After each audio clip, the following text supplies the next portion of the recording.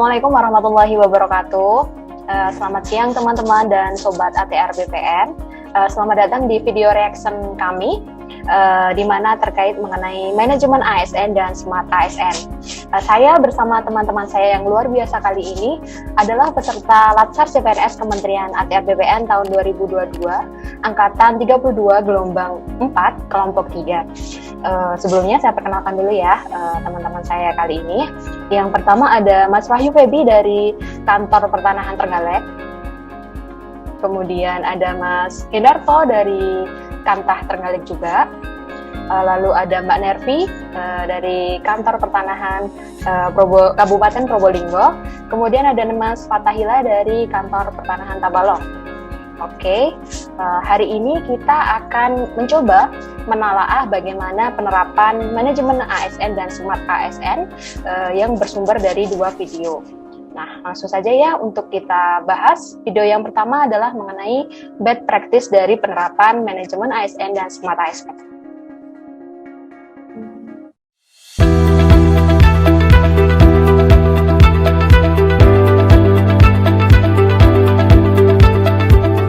Kesempatan yang berbahagia ini tentu saya sangat senang, sangat bergembira sekali.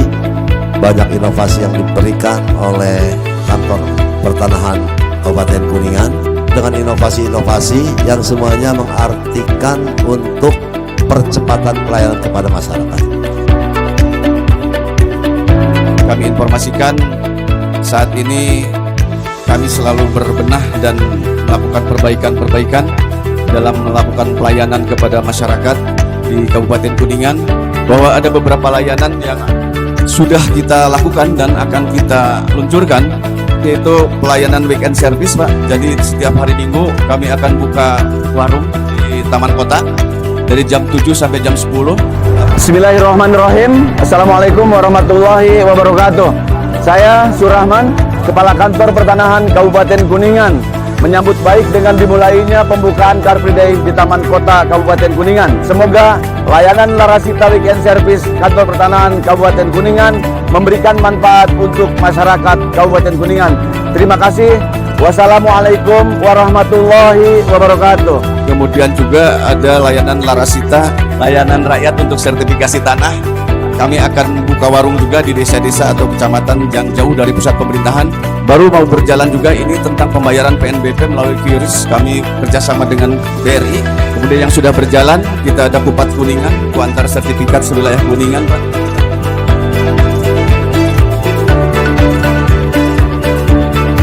Kemudian juga Jennifer, dari informasi pertanahan, kami kerjasama dengan Radio Mega Suara setiap hari Selasa. Kemudian juga ada Peduli Tanah, pelayanan pengaduan dan konsultasi pertanahan. Lari Sehat, Pak, layanan sehari sertifikat hak atas tanah. Dan terakhir adalah SMS delivery. Apabila produk layanan sudah selesai, maka akan terkirim SMS secara real time kepada pemohon. Diawali dengan ucapan Bismillahirrahmanirrahim. Saat ini tanggal 2 Juni saya launching inovasi layanan pertanahan dari Kantor Pertanahan Kabupaten Kuningan untuk masyarakat.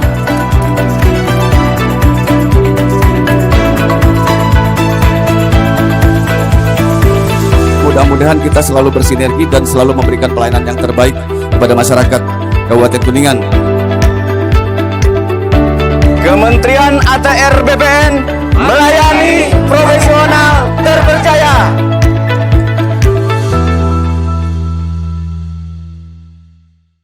Baik, telah kita saksikan tadi ya teman-teman bagaimana best practice dari penerapan manajemen ASN dan Smart ASN. Dipersilahkan kepada Mbak Nervi untuk menyampaikan tanggapannya. Iya, terima kasih Mbak Dani atas kesempatan yang sudah diberikan. Selamat siang teman-teman. Inovasi yang dilakukan oleh Kantor Pertanahan Kabupaten Kuningan sudah mencerminkan sikap manajemen ASN yang profesional dan kritis dalam memenuhi kebutuhan masyarakat dalam mendapatkan pelayanan pertanahan. Beberapa inovasi jemput bola dilakukan agar memudahkan pemohon untuk mendapat layanan pertanahan, yaitu seperti Larasita dan Kupat Kuningan. Terus selanjutnya kode etik ASN juga sudah diterapkan seperti nilai berorientasi pelayanan, kompeten, harmonis, dan adaptif. Mampu melayani pemohon dengan prima di akhir pekan sekalipun harus mengorbankan waktu liburnya. Adaptif juga menggunakan sistem dan aplikasi digital dalam pembayaran menggunakan kris, terus adanya notifikasi kepada pemohon dengan menggunakan SMS delivery. Sekian sih dari saya. Kalau yang lain ada yang mau menambahkan? Baik, terima kasih Mbak Nervi. Monggo ditambahkan Mas Hendarto. Mungkin dari saya mau menambahkan ya Mbak. Oke, Mas Wahyu. Best practice ini. Saya melihat di sini inovasi tersebut sudah menggambarkan tindakan smart ASN, ya, di mana menggunakan teknologi sistem informasi, pemohon dapat menggunakan hotline, media sosial resmi kantor untuk berkonsultasi serta melakukan pengaduan. Hal ini sudah cukup sangat baik sekali. Terus selanjutnya, inovasi dapat menghapus salah satu citra buruk BPN di mata masyarakat, yaitu mendapatkan layanan pertanahan dan pengurusan sertifikat dapat dengan mudah dan cepat. Kantor Pertanahan Kabupaten Kuningan itu sendiri bisa saling selalu bersinergi mengembangkan layanan pertanahan dengan baik kepada masyarakat. Itu aja sih Mbak dan mungkin teman-teman. Oke, berarti dari video tadi sudah terlihat ya bahwa kantor Kabupaten Kuningan itu telah melakukan transformasi digital di mana dia mengembangkan inovasi-inovasi pelayanan yang dapat memudahkan masyarakat mengakses pelayanan pertanahan. Oke, kita lanjut ya untuk kita tonton reaksi gimana kita melihat video yang bad practice-nya. Operasi tangkap tangan oleh tim Saber Pungli Kota Surabaya berlangsung kantor Badan Pertanahan Surabaya di Jalan Kerembangan Barat nomor 57 Kota Surabaya. Dari proses penyidikan sementara ada 5 orang yang ditangkap, baru 1 orang yang ditetapkan sebagai tersangka, yaitu PNS yang berperan sebagai juru ukur. Modus yang dilakukan tersangka yaitu meminta tambahan uang pada pemohon pengukur tanah agar proses pengukuran dapat dipercepat. Polisi menyita barang bukti dari tangan tersangka yaitu uang tunai, bukti setoran bank, dan buku tabungan milik salah satu tersangka. Ini tersangka dijerat Undang-Undang Tipikor dengan ancaman hukuman minimal 5 tahun penjara. Lakukan operasi tangkap tangan terhadap tindak pidana korupsi yang terjadi di BPN Surabaya 2, terutama pada bidang seksi pengukuran, di mana pada saat itu dilakukan penggeledahan secara langsung di ruang seksi pengukuran dan kita temukan terdapat uang 8 juta rupiah. Baik, teman-teman sudah kita saksikan ya tadi bagaimana bad practice dari manajemen ASN dan Smart ASN. Selanjutnya boleh nih tanggapannya dari Mas Fatahillah mengenai video tadi. Dipersilakan. Baik, terima kasih kesempatannya Mbak Dani. Dilihat pada kasus bad practice tadi, menurut saya oknum pegawai BPN yang tertangkap basah dalam operasi tangkap tangan tersebut merupakan salah satu contoh lemahnya implementasi penerapan manajemen ASN dan Smart ASN. Pelayanan yang harusnya transparan, cepat, efisien, dan maksimal malah dicederai dengan adanya pungli, yang tentunya sangat menyulitkan masyarakat yang ingin mendapatkan pelayanan pertanahan. Dengan janji akan dipercepat jika ada penambahan biaya, hal ini sangat bertentangan dengan fungsi ASN, yaitu sebagai pelayan publik karena tidak memberikan pelayanan secara profesional dan berkualitas. Ini juga bertentangan dengan Undang-Undang Nomor 5 Tahun 2014 Pasal 3 dan 5 mengenai Kode Etik ASN, sehingga menjatuhkan martabat kehormatan ASN serta menurunnya tingkat kepercayaan masyarakat terhadap BPN. Terima kasih. Baik, makasih tanggapannya Mas Fatahillah.